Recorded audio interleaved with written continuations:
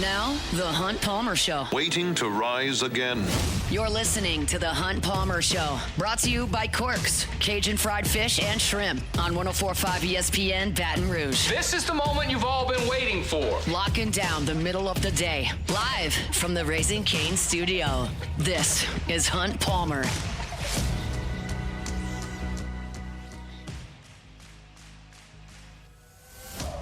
Welcome in. Hunt Palmer coming to you from the Raising Cane studio downtown in the capital city on this Friday. Means we're brought to you by Corks, Cajun fried fish and shrimp. Braxton Rizzuto and Cassie Spazzali back there on the ones and twos. A little assist to Jordan Kitchens as well. Hopefully that work week's in the rear view mirror. If it's not, we'll get you to the finish line. Gonna be a chilly weekend here in South Louisiana. Not as chilly as it's going to be in Shreveport or anywhere north of that, including Fayetteville, Arkansas, where LSU and Arkansas just got moved up 3.5 hours for tomorrow's tip-off from Bud Walton Arena. We will talk about that game at the bottom of hour number 2 with Andrew Hutchinson, best of Arkansas sports. Be Tigers and Hogs at 4 o'clock tomorrow from BWA. Jay Johnson met with the media for about 45 minutes earlier today. I listened to every word of it. I've already got a story up on LouisianaSports.net about what he had to say about William Schmidt and Maverick Grizzlies. If you want to read that, you can do it. I'll tell you about it a little bit later on in the show. Preston Guy talking football. We got conference championship games to talk about in the National Football League. So plenty to do here on this Friday. Appreciate you hanging out with us. Let's start the way we start every day. That's with our opening drive. Welcome to the big league. It's time for Hunt's Opening Drive. Presented by Fabry Chevrolet GMC in St. Francisville. So, with LSU football, quarterback is obviously the most interesting piece to the puzzle next year because it's the most important piece. If you've got a good defense, some really good wideouts, solid running back, and no quarterback to function, well, you're not going to be very good. So quarterback is the most important thing. Levitt's health, whether or not Longstreet is ready to play, how much he plays, what Lane Kiffin's able to get out of that group in year one in his system. That's the most intriguing piece to the offensive puzzle. But I am maybe equally as fascinated with how wide receiver shakes out. If you're not following along at LouisianaSports.net, every day I'm coming up with a portal profile of one of the players that LSU got in the transfer portal. And it's a really short piece. It's pretty easy reading. It's not heavy on analytics. It's just, here's the situation. Here's what we know about the player. Here's how that player could fit into the offense and what my projection is for that player in 2026. It's easy reading. It's once a day, and I'm kind of going through them. And as I do that, I think I learn about each player that I write about. And wide receiver is just fascinating to me because I've never been in a situation with LSU football where you look up and there's one wide receiver left. Phillip Wright was it. I've never been in a situation where you've signed 9 transfer wide receivers. That's what they've done. They also signed 3 more high schoolers in December. So there are 13 wide receivers set to play spring football for LSU, and one of them wore purple and gold last year. So as I go through, it's just fun for me to think about how these pieces are going to fit together because there are not going to be enough passes airborne and snaps in SEC games for 13 guys to contribute. There just aren't. So what do you have and what might be the contribution from each player? And I kind of broke it down. A lot of these guys are very, very similar in terms of their build, and a lot of them are very, very fast. Most of these players are between 6 feet tall and 6'2" and run pretty well. The outliers for that are Jackson Harris from Hawaii. He's 6'3". And then you've got the Troy transfer in Roman Mothershed, who's 6'4".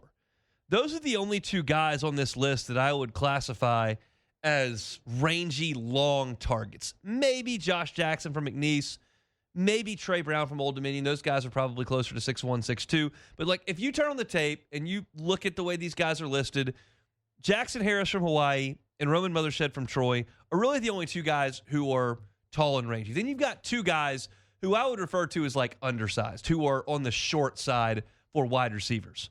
That is, and they're both SEC guys, Trey Wilson from Florida, who's 5'10". He's listed at 5'10 and a half. Looks generous on tape. And then Winnie Watkins, who Ole Miss brought in last year, he played his freshman year in Oxford for Lane Kiffin. He comes over. He's listed at 5'9". They're quote-unquote short. The rest of the guys kind of all fit the same mold. And as I assess the 13 wide receivers that LSU has, I look at two guys a little bit differently than the other 11. I look at Jace Brown from Kansas State and Trey Wilson from Florida a little bit differently. They have both produced at a very high level in the power conferences. Jace Brown set the sophomore receiving record at Kansas State. He was the fastest Kansas State player ever to 1,000 yards. He's 6'1". He runs really good routes. He hits home runs. He's a big play threat. He averaged 17 yards a catch. Like, he's a dude. He's going to play. Trey Wilson was a 5-star recruit, was a top 25 player in the country, and was a freshman All-American at Florida. Now, he's been hurt for 2 years, and if he gets hurt again this year, he won't produce. But if he's out there, he's electrifying. He is fast. He is smooth. He's got good hands. You can use him in the jet sweep game. He can stretch the field. Those two guys, to me, are the most proven commodities in this wide receiver group. I think they are very likely to be very impactful this fall. My opinion. The rest of the guys, I can kind of put them into a hopper and spin that thing and pull them out. Now, some guys have better pedigrees than other. Trey Brown, really productive at Old Dominion. Winnie Watkins played for Lane Kiffin already. Like, those are chips in your quiver. I know that the staff really likes Roman Mothershed from Troy. He's the tallest of the group. He's 6'4". He would provide something they don't otherwise have. That's something for you to work off of. But it's really kind of what's your flavor? And I got to this segment because this morning I wrote a piece for LouisianaSports.net, a portal profile, on Tyree Holloway. There's a decent chance if you're driving around Baton Rouge at 1 o'clock on a Friday, you don't even know who that is. Unless you really are following this transfer portal day by day, you probably don't know who that is. I think most of you know who Sam Levitt is, all of you. I think if I told you, hey, what about this Seton guy? You probably know what's going on there. But I don't think you can rattle off 41 names with pedigree and where they come from and what position they play and what their stats were last year. Like, that's my job. And that's why I write these portal profile pieces, and that's why I talk about them on the air. But Tyree Holloway caught my attention this morning. I have been a little bit dismissive of some of the FCS ads that LSU has brought in. I think it's going to be tough for Jaquan Sprinkle to come from North Carolina Central and start on the SEC offensive line. I think that's tough. I think it's tough to ask a safety from Southern to come over and play at LSU. I wrote a portal profile on him yesterday. I think it might be tough for Josh Jackson, who was a nice player at McNeese at wide receiver, to break through a 13-man rotation at LSU. It's not impossible. Look, we saw Trinidad Chambliss this past year. Y'all all aware of what Trinidad Chambliss has become in the SEC? And that happens just about every year. What about Schrader at Missouri 2 years ago? Became an All-American from D2. It happens all the time. Isaac Teslaw was a D2 player. Went to Arkansas, played great, was a third-round pick. Now he's a starter for the Lions. I know these stories happen all the time. We mentioned the Saints have Herman Bushrod and Taron Armstead and Jari Evans that they found lower levels. But I'm a little bit more dismissive of those additions because it's just less likely that those guys blossom into stars at the next level, because most stars, the vast majority, are former 4- and 5-star recruits who develop into that, who become first-round picks. Like, that's the most likely path. Percentage-wise, far more 5 stars develop into stars than 3 stars. Now, there are more stars that are 3 stars because there are way more 3 stars. But percentage-wise, your pedigree generally gives a better indication of what your trajectory is going to be. So I dismiss some of these lower-level players. And I say all that to look at Tyree Holloway, who I analyzed this morning, and I went, he's got a chance. Like, Lane Kiffin and Billy Glasscock really trust their evaluation ability. And when I look at Tyree Holloway, he's played for 2 different D2 schools. He started at one I've never heard of in North Carolina, Chowton. And then he went to West Florida, which I have heard of. And when you turn on the tape, which is limited, but you can see it, 75-yard touchdown as a freshman, 98-yard touchdown over the middle of the field, outrunning the entire secondary as a sophomore. A propensity to make big plays, obvious speed on tape. And I know that speed at West Florida against D2 secondary players is not the same as outrunning Texas A&M secondary. I get it. Trust me. Nobody gets it more than me. Me and Hester used to battle about this all the time. And he's got better perspective on it than me, but I'll still take my 5-star army of guys that were 5 stars and Under Armour All-Americans, and you can take all the 2 and 3 stars that play hard, and I'm probably going to beat you more often than not. But I do admit that there are a lot of guys who slip through the cracks, who show up and turn heads. And I'm not guaranteeing Tyree Holloway is a great player. It wouldn't surprise me at all if he didn't make a single catch at LSU and transferred out. Wouldn't surprise me at all. It also wouldn't surprise me, based on what I saw on tape, that this 6-foot receiver from West Florida who's really fast gets into Lane Kiffin's offense and starts to make some big plays. I'd be stunned if Jaquan Sprinkle starts for LSU at right guard. Stunned. I'd be stunned if Josh Jackson from McNeese becomes LSU's number 1 wide receiver this year. I'm not ruling out a significant role for Tyree Holloway. It's just a gut feeling that I have based on watching the tape and seeing what Lane Kiffin prioritizes in wide receivers. It's obvious when you look at the ads they've made, most of these guys are 6 feet tall and run like deers. Deer, I guess. Don't even put an S on that. That's something he prioritizes because Lane Kiffin knows that he can put pressure on defenses, create indecision in secondaries, and then exploit it with speed. That's what he wants to do. And I just feel like Tyree Holloway has a chance to fit that mold. Just something to think about. We'll talk a lot more as spring football comes and what we see at practice. And I fully admit that I'm not qualified, nor is really anybody, to look at this group of 13 guys and go, okay, this is number 1, this is number 2, this is number 3, this is number 4. That guy's not going to help, that guy's not going to, before they ever take up a snap in spring practice. Like, no one's qualified for that. We don't know. Half these guys aren't on campus yet. But I'm filing Tyree Holloway away to talk about later because I just am intrigued with his skill set in that offense. Just kind of the way I feel. We'll see. Want to read more about him, you can over at LouisianaSports.net. Our Friday show is brought to you by Cork's Cajun Fried Fish and Shrimp. Take a time out, talk with Preston Guy from TigerBait.com coming up next. The Hunt Palmer Show. First American Bank and Trust. First American Bank and Trust. If you're looking for a residential loan, want to buy that home you've always been dreaming of buying, First American Bank and Trust, happy to help you. If you're a business looking for that commercial loan, First American Bank and Trust. Why would you work with First American Bank and Trust? Well, first of all, they've been doing it for 116 years. That's one reason. Second of all, they've got roots here in Southeast Louisiana. This is where they do business. 25 locations throughout our area. And the people that work in those banks, the people that make decisions at First American Bank and Trust, are part of your community.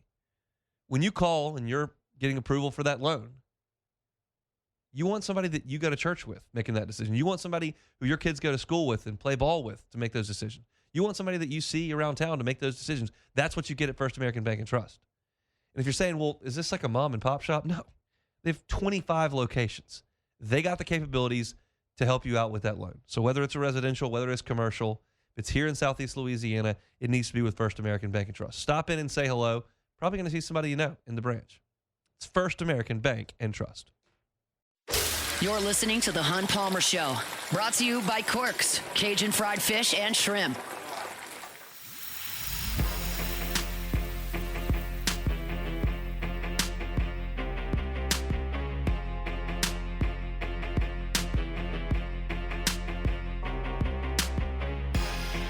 Friday shows brought to you by Cork's Cajun Fried Fish and Shrimp. Go see them on Government between Foster and Jefferson. That whole menu's online at corksfishandshrimp.com. Preston Guy, TigerBait.com with us on Fridays. Preston, how you doing?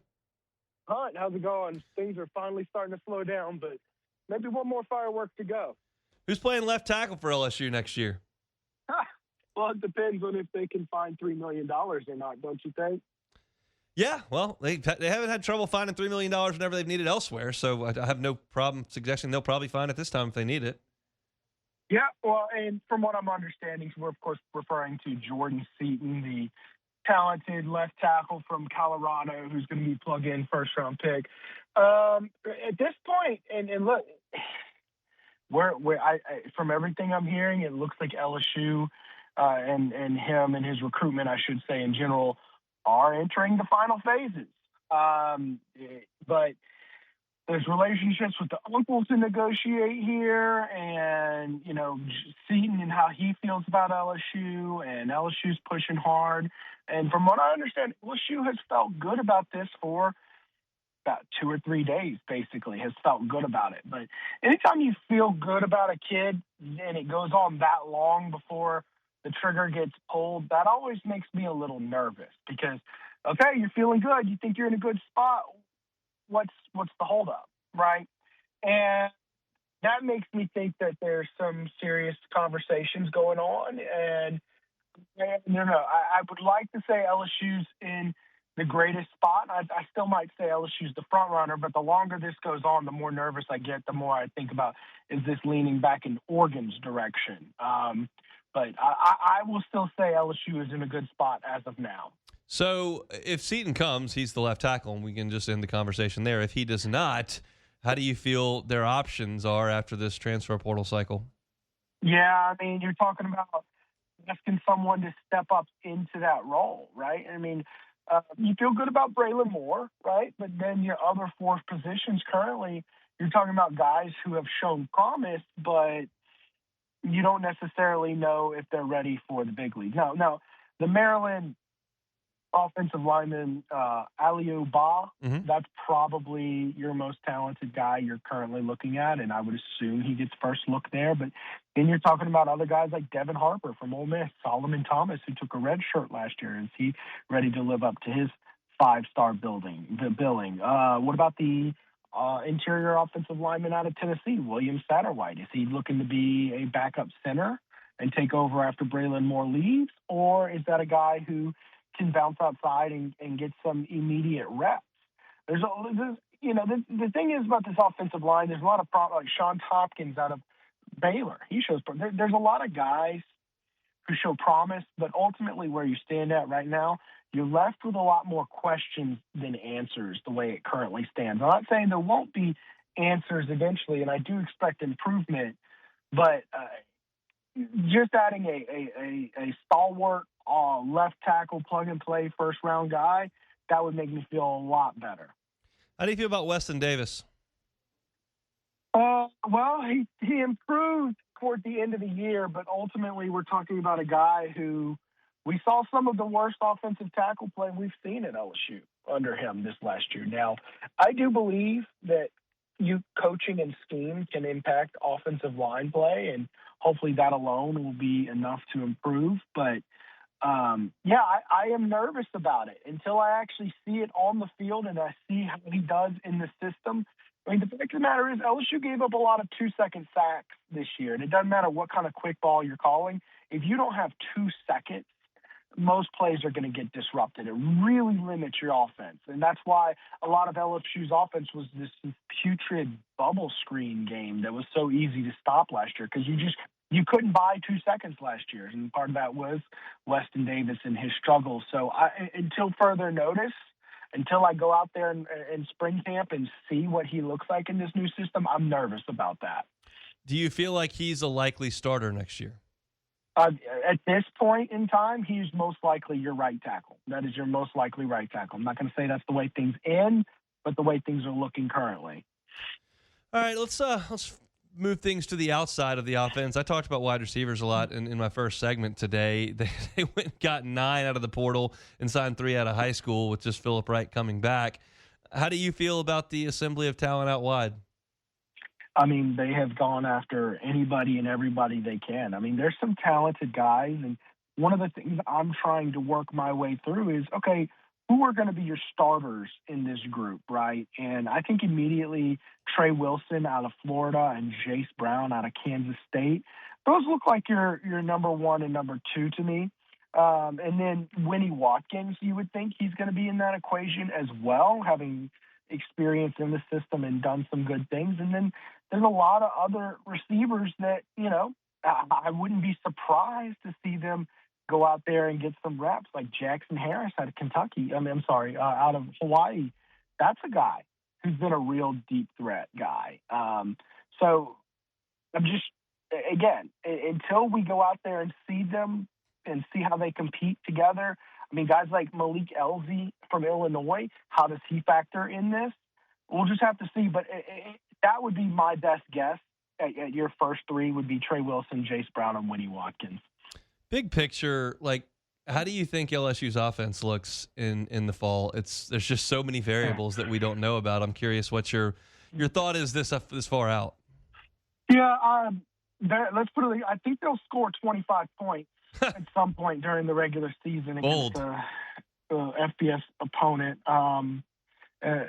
But I mean, this is Lane Kiffin we're talking about, and what offense for Lane Kiffin has ever been putrid, right? I mean, you're good on that side of the ball. Not to mention, you bring in your offensive staff from Ole Miss, top portal quarterback. I mean, I think you're good to go at basically. I mean, tight end, you've got dynamic weapons there. Receiver, you've got plenty of weapons. Hopefully 3 stand out, and they can make it work. And running back, you're in a good spot. The only thing I'm really questionable about is the offensive line. And, of course, that is the foundation for which, as we saw last year, your entire offense does run. I have a sneaky feeling, though, this is going to be a really good offense. They're going to move the ball well. Maybe they have I think they will find guys who step up and are good offensive linemen in this group. After all, I mean, who really does have 5 proven bona fide first-round draft picks on their offensive line? The answer is nobody. So almost every team is relying on at least a guy or two who has shown promise to step up, and LSU is going to be looking for 3 or 4 of those. I think the offense is going to look good. I think they're going to move the ball well. And not to mention, this is a coaching staff. They're familiar. They understand what it's like to be agents of chaos in the portal. They've been doing it for 4 years at Ole Miss. So I think they're going to iron through a lot of these problems. Preston Guy, TigerBait.com is our guest. You see ESPN comes out with a poll way too early, 15th for LSU. How do you feel about it? Well, I think that this is a year where LSU is going to be all over the place with voters and where they end up. I mean, there's certain people who look at this portal class and they automatically are believers. I've seen a lot of people put LSU in the top 10. I think there's going to be other people who are like, look, man, I mean, I've never seen any of these players play together. We saw during Brian Kelly's first year when they had to put a bunch of transfers and a bunch of players together for the first time how disorganized it looked. Well, that was with 15 guys from the portal and a new coaching staff, right? We're talking about a new coaching staff, defensive coaching staff for training, so there's going to be more continuity on that side of the ball. But we're going to see, I mean, they're looking at 41, 42 transfers compared to 15. There could be a lot more of that chaos, I'm just saying. So I think what my opinion on the team is irrelevant. I think that you're going to see just people there's going to be voters with the AP poll who have LSU in the top 5. There's going to be voters who have LSU outside of the top 25. That is what my prediction is. It's just going to be a wide-ranging view of opinions on LSU coming into this season. Last one here, Preston. 41, 42 ads, call it whatever you'd like at this point. What do you think Lane Kiffin, if he had it his way in this system, 0 is not realistic. What do you think he would like to target annually as far as portal ads?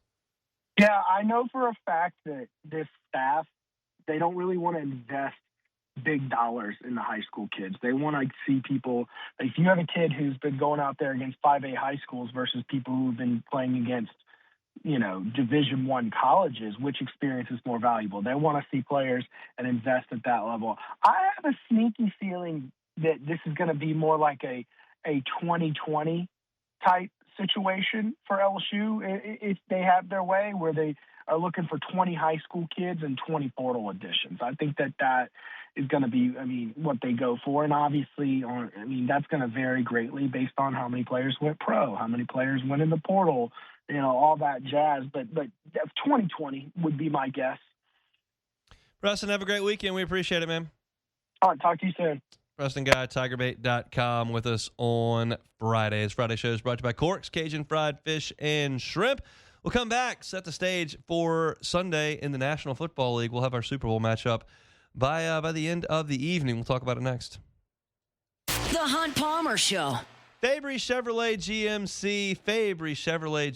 Told you about First American Bank and Trust there in that last read. They've been at it since 1910.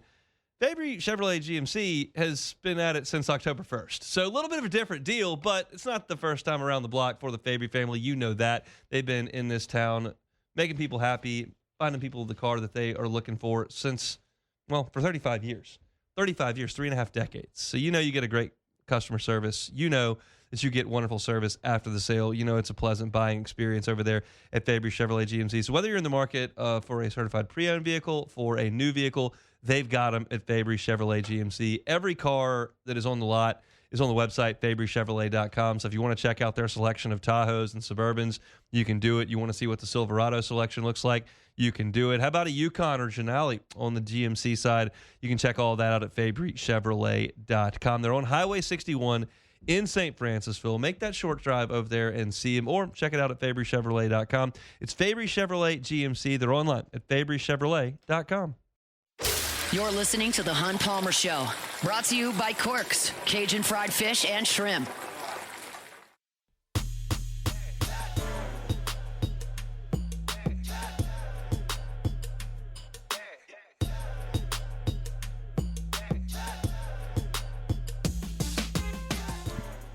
If you're jonesing for a little LSU baseball, I've got a story up on William Schmidt and Maverick Rizzi based on some of the things Jay Johnson had to say earlier today. I'll talk about that a little bit at 2 o'clock. It was about 45 minutes on just about everybody on the roster. So it was a lot to get to. I'll have more content on LouisianaSports.net moving forward about what he had to say and some of my thoughts on the team and his thoughts on the team. We'll do a little bit of that at 2 o'clock. But if you want to read some of the things on Schmidt and Rizzi, which I think are two just vital pieces to this team, you can do that for free on LouisianaSports.net right now. And we'll get to NFL. But before that, let's talk about Lifetime Roofing. Let's not. Let's talk about Marucci, because that's what's next. Lifetime Roofing will be an hour too. Marucci is an awesome place to go hang out and see one of the true gems in Baton Rouge. Talking about an operation that cranked up 22 years ago in a backyard shed. Fast forward to today, it's the official bat of Major League Baseball. And if you want to see where the official bat of Major League Baseball is made, well, book a tour. Go to MarucciSports.com, book a tour. Maybe just you, maybe you and your kids, maybe a youth baseball team, maybe a youth softball team, maybe a class, maybe a group of friends for a birthday party. Go check out Marucci and do a campus tour. You can also grab a bat, do a little swinging in the cage, trying to get that swing tuned up for the season to come. Well, you can't do that outside right now because it's going to be freezing cold and damp all weekend. Not inside the cages at Marucci. It's an awesome spot we've got here in Baton Rouge that's developed over the last 2 decades into truly a national brand. Go by and see them. Book that campus tour at MarucciSports.com/campus-tour. That's MarucciSports.com/campus-tour. All right, let's talk a little about the NFL. Championship Sunday coming up on Sunday. It'll start in the AFC, 2 o'clock on CBS. Patriots at the Broncos. Nope, not Brady and Manning. It's instead Drake May and Jarrett Stidham who are slinging it around in this one. Jarrett Stidham is going to become the first quarterback since Roger Staubach in 1972 to make his first start of the season in the conference title game. It's a little bit surprising because injuries happen so often, but that's a long time. 1972 was a minute ago. Now, Drake May is on the other side of this deal, and I did not realize this. I've watched, but I guess I just am not paying attention that closely. He's fumbled 6 times in 2 playoff games. You do that on Sunday, you're in trouble. You've got to take better care of the ball than 6 fumbles in 2 playoff games. This is something that I thought about with our local knowledge of Sean Payton and what we know about Sean P. He's got a backup quarterback in there. Now, clearly, the first thing you want to do is run the ball, right? Obviously. Well, that's going to be easier said than done against a really tough Patriots front. But another thing you can get involved is the quick passing game involving the running back. And R.J. Harvey has been really good in the passing game for Denver this year. And I think back to recently Alvin Kamara in New Orleans. I think back to, of course, Pierre Thomas. I think back to Reggie Bush. Even Ingram to an extent. Like, he used his running backs in the passing game extremely well. Like, Pierre Thomas is one of the best screen backs we've seen. Like, Kamara was great at it too, but like, that was like, I would say that was Pierre Thomas's specialty, was doing that. Now, I don't know if RJ Harvey is that good at it, but we know that it's in Sean Payton's bag, and we know that he's got a week to get his quote-unquote young, I guess a better term would be inexperienced. Jarrett Stidham's not that young. His inexperienced quarterback some easy throws, some easy yards, the ability to get his guys getting downhill with some space. And, clearly Mike Vrabel knows this too, but we just know how good Sean Payton is. I think that's going to be a big key to this game. Everybody, I think the public is going to be all over New England in this game because nobody thinks Jarrett Stidham can go out there and handle it. But the Broncos defense is really good. That crowd is probably underrated in the NFL. Denver's going to fill that place. It's going to be loud. It's going to be raucous. I got a good coach, a home crowd, a great defense, and I'm getting 5.5. That just seems too much. I would take the Broncos and the points in this game every time. That doesn't mean they're going to win. But how many of these playoff games have we seen come down to a kick, come down to overtime, come down to a 2-point conversion? 5.5's a lot for the 1 seed at home. I get that Bo Nix isn't playing. Bo Nix is not an MVP candidate. Bo Nix is a nice player. With time to prepare, with a great coach, the great defense, I think Stidham will be fine. I think they'll get RJ Harvey involved. Give me the Broncos plus 5.5. It wouldn't surprise me if the Broncos won the game. Like, that's where I am on this. So I'll take the Broncos plus 5.5. Might be worth a sprinkle on the money line, quite frankly. 5:30 on Fox. I was listening to my guy David Hellman on After Further Review yesterday. Hellman is a New Orleans native, LSU guy, hired me at the Reveille, worked covering LSU a little bit for ESPN, went on to work and cover the Cowboys, and has moved up the ladder with Fox and The Athletic and does some podcasting, some television stuff for them. And he's all over the NFL. And Hellman loves him some NFL football, always has. He was downright giddy talking to Matt about this game yesterday on After Further Review. He's like, this is, if you don't have a dog in the fight, obviously if your team is in the playoffs, that's as good as it gets, right? If you don't have a dog in the fight, this is as good as it gets. Division foes, great defenses, awesome environment, great coaches. Like, this is as good as it gets. And they played 2 games in the regular season, and they were both phenomenal. And look at how similar they were. In Week 11, these two teams played, and they combined for 58 points. In Week 16, they played 57 points. In Week 11, 830 yards. In Week 16, 829 yards. They were separated by 1 point and 1 yard in the 2 matchups. Like, that is as consistent as it gets, and you would expect that from these 2 teams. One of the things I thought was interesting in diving into the metrics on this game, the Rams average just under 9 yards in the air per attempt. It's the highest number in the NFL, 8.9 yards per air attempt. Seattle allows 4.7, half. That's best in the NFL. Seattle does not allow you to get the ball down the field. The Rams desperately want to get the ball down the field. Now, Stafford has had his success against this Seattle defense, but it's really good and it's really tough to do. He's got as good a receiver as there is in the NFL out there running the routes. They know what they're doing, and they're going to try. Like, they're not going to shy away from this at all. This is such a fascinating spot for Matt Stafford because if he can win 2 more games, he reaches a different stratosphere in the history of the NFL. You know, based on the era that he played in and how long he's played, that statistically he's going to stack up with almost everybody in terms of yards and touchdowns and starts and the whole deal. Not wins, because Detroit never won anything, but he threw for a ton. And he got his chance to spread his wings in L.A., and he cashed in a Super Bowl immediately. And they've been pretty good, but they finally got what a lot of people think is as good a team as there is in the NFL. If he can get back to another Super Bowl and win it, rarefied air. But he's got to go through Seattle on the road to do it. And maybe it's what I saw last week in that game against San Francisco. Maybe it's recency bias. I don't know. I just don't see anybody going into Seattle and winning. I just don't see that happening. Not in that environment, those weather conditions, and that defense. I realize the Rams just went to frigid Chicago and won. That Chicago team is not the Seattle team. That Chicago team won 8 games. They trailed under 2 minutes. 8. This is not that. This is probably the best team in the NFL. And I just feel like Seattle minus 2.5 is the play here at home. If this game was at SoFi, not that that would be a ridiculous home field advantage for the Rams. They don't really have that. I might lean the other way. But Seattle's crowd is worth a field goal at least, and I think they're better. That's where I am on this one.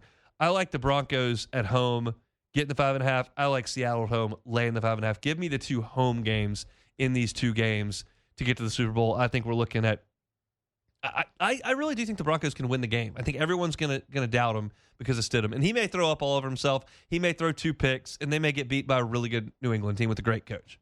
But I'll take the points for sure. I'm very confident Seattle wins this game. I would love to see Stafford try to win a Super Bowl. And I really, frankly, this is a pathetic thing that I don't really mean, a little bit of tongue-in-cheek. I don't really want to see Seattle's uniforms in the Super Bowl because they're very ugly. But they're really good at football, so I'll be watching very intently into that night game on Sunday. But I like the Broncos in Seattle in terms of the point spread. Maybe the Patriots win the game and don't cover, but I like Seattle to win for sure. So that's my look at Sunday's action in the National Football League. I want to remind you about my friends at Corks. CorksFishandShrimp.com is the website. They love to do catering. So if you want to get some food to your house this weekend, I know conditions aren't going to be super awesome late into Sunday. Want to make sure that you're not having to get out and about, so you want to pick something up and have it at the house. Corks is happy to do that. They love it. They're great at it too. Big trays, that jumbo fried Gulf shrimp. Big trays, that crispy fried catfish. The shoestring fries. They got your honey butter rolls as well. You want to get the beignet bites? They got them. Hush puppies. Fantastic stuff over there at Corks. Check out the menu, corksfishandshrimp.com. And think about them for your next birthday party, next lunch and learn at the office, birthday party, whatever the case may be. Corks is happy to help you out with your catering needs. If you just want to get a late lunch on this Friday, go grab a po' boy. Delicious shrimp po' boys over at Corks. Government between Foster and Jefferson, corksfishandshrimp.com. Take a time out. When we come back, I saw something like 15 minutes before I went on the air. It could be huge for LSU baseball. We'll talk about it next. The Hunt Palmer Show. Swing Easy Golf Club in Baton Rouge. SwingEasyGCBR.com. Dreary Friday afternoon, dreary Saturday afternoon. No time to go play golf because the weather just not going to allow for it. Well, it does at Swing Easy Golf Club. If you want to get by and play 18 holes at Pebble Beach on the simulator, go do it. The odds are a lot of you that are driving around have never hit on a simulator. It's remarkably accurate. If you saw my stream a couple of months ago where I was hitting shots at the par 3 at Pebble Beach, it could tell when I was hitting the good golf ball that was spinning and it would suck back. It could tell when I was hitting the not-so-good golf ball that bounded out like a stone. That's the technology you're dealing with. It's very, very accurate. Now, it's not the exact same as playing an outdoor round of golf, but it's a different experience, and it's a lot of fun. I love it. So if you want a tee time, it's not going to take 5 hours. It doesn't require you to put on a bunch of layers and jackets and go wait 5 hours to play golf in the cold. Swing Easy Golf Club is your option. They're on Segan at Perkins. Stop in, grab a tee time. Find them online at swingeasygcbr.com. Great place to hang out, grab a bucket of beers, grab some seltzers, turn the music on, turn some football on. It's Swing Easy Golf Club in Baton Rouge. You're listening to The Hunt Palmer Show. Brought to you by Corks, Cajun fried fish and shrimp.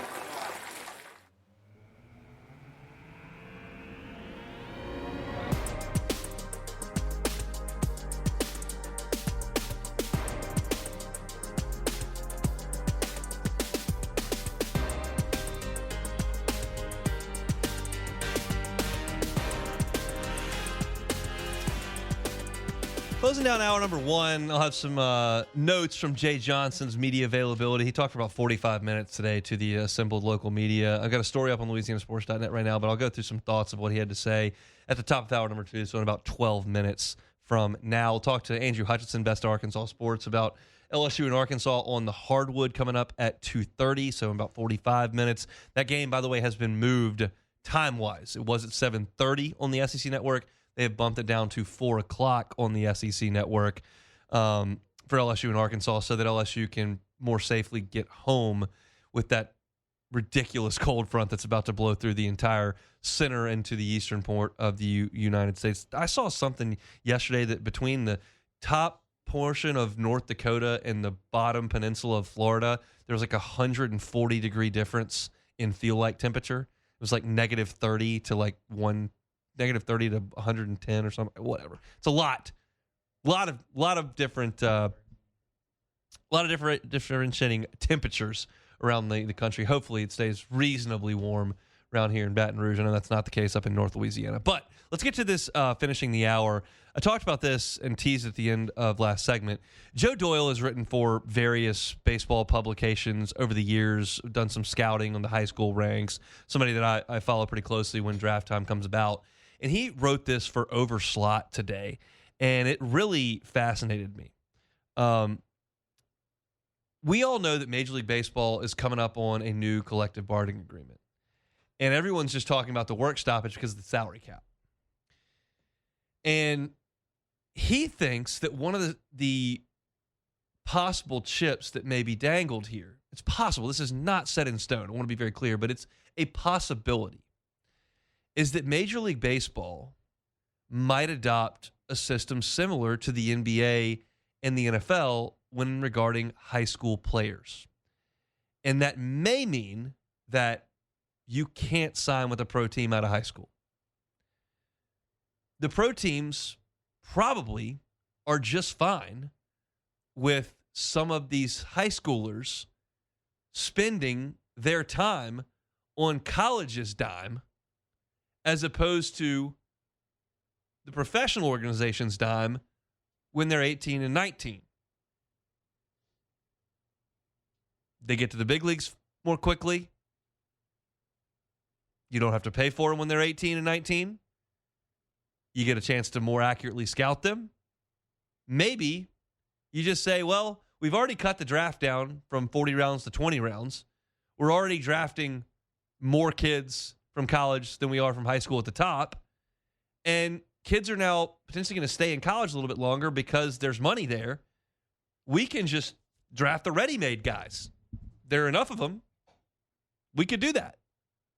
It might be a better investment of funds and conservation of funds. And I read that and I go, oh, you're going to let Jay Johnson recruit all the high school kids? You're going to let Jay Johnson get Connor Griffin? You're going to let Jay Johnson get Robbie Snelling? You're going to let Jay Johnson lure in the next Bryce Terang? Like, these guys are top 15 picks, top 20 picks in the draft. You're going to let LSU have those kids for a year or two? It may mean that you don't have to wait 3 years. They may take the 21-year requirement and say you got to complete 2 years. This is all hypothetical at this point. But Joe Doyle doesn't just make stuff up. He's got contacts in the baseball world, and everybody is gearing up for this CBA. So I already think there are some real advantages that LSU baseball has with the rules where you've turned all of college baseball into a farm system for the SEC. And LSU can just go grab Skeens and grab Tommy White and grab Jacob Berry. And every year you can go get Danny Dickinson and Anthony Ianson. And every year you can go get these guys who are massive difference makers that would have otherwise played elsewhere and never would have come to LSU. Now you're going to let the best high school recruiter in the country get all the high school kids that he wants? I mean, they got torched by the draft in July. Torched. I mean, Jay Johnson said on the air here, he's like, yeah, that was a tough day for us. Because he spends a lot of time recruiting these kids. And then the MLB shows up with $2.5 million and they're gone. But if that's not possible, I will take my chances with Arkansas and Ole Miss and Texas and Vanderbilt and Florida playing by these rules too, because I think LSU will beat them at that too as long as Jay Johnson's calling the shots. Now, you've got to make sure that you've got the financial opportunities here that everybody else has. Jay Johnson talked about that today, having to make sure that athletic departments have to determine kind of what it is they're going to be good at and allocate that revenue sharing towards that. And we know that LSU's baseball program deserves a sizable portion in revenue sharing. But if you get those numbers right and you understand the brand awareness that LSU has and the support from the donors that it has for the NIL opportunities and the partnership with Playfly and with Nike that Derek Curiel is a part of this year, and like all of a sudden you're telling me they can't go to the big leagues? They can't go to the minors? They have to make a pit stop in college for a year or 2 or 3? Oh, buddy, that's going to be a game changer for LSU and the Southeastern Conference. You're now going to be able to build your roster not only with the best high school players from around the country, which LSU's in the mix for every year, but also the Anthony Ionsons of the world, also the Tommy Whites of the world, also the Riley Coopers and Thatcher Hurds and Gage Jumps and Luke Holmans of the world, the Danny Dickinsons. That would be a remarkable thing to watch for LSU baseball. So again, this is not set in stone. This is not determined. This is a year and a half down the pike because they've got to figure out this CBA. It's going to take forever to negotiate. We're going to lose a big chunk of Major League Baseball next year. Big chunk. Because these owners are just not going to sit there and let the Dodgers do this. And I don't think the players are going to buckle on a salary cap. But if this is one of the side effects of the CBA when it gets signed, that high school players have to go to college, look out for Jay Johnson. Look out. All right, that's it for hour number 1 here on this Friday. We'll come back and talk some more baseball after national headlines with SportsCenter. It's right here on the Hunt Palmer Show. The Hunt Palmer Show. One Bath and Closets. OneBathAndClosets.com is the website. David DeVoe and his team, 30 years redesigning and remodeling bathrooms and closets. You know, safety is a big issue in the bathroom, especially as folks age. If there is someone in your life that you love that's older that may want to stay home but could run into some hazardous situations in the bathroom, do what you can to mitigate against it. That risk is not able to be eliminated, but you can mitigate the risk. Non-slip floors. Handrails around slippery areas. Walk-in tub for convenience and comfort. Get that shower put in that's got a bench in it. These can mitigate the risk of catastrophic falls. Talk to David about it. They do this all the time. If you're thinking, it's just not a great time to pay for that right now, but we really need to look at it, there are financing options available, 0% up to 18 months if you qualify. The conversation doesn't cost anything. Sit down with David and discuss what he can do for you. It's One Bath and Closets. You can find them online at onebathandclosets.com.